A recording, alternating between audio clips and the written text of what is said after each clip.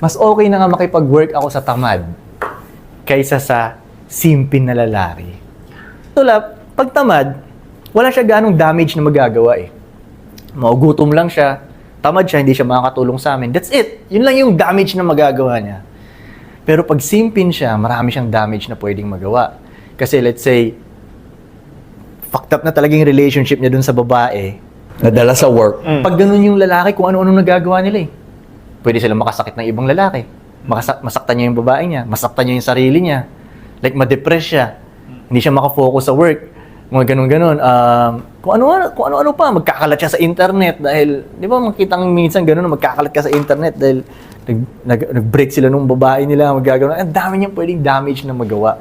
Pwede siya maging paranoid dahil dun sa babae yun. Like, ang daming, yun kaya mas hindi ko trip pag nagsisimpin yung tropa ko. Maging tamad ka na lang.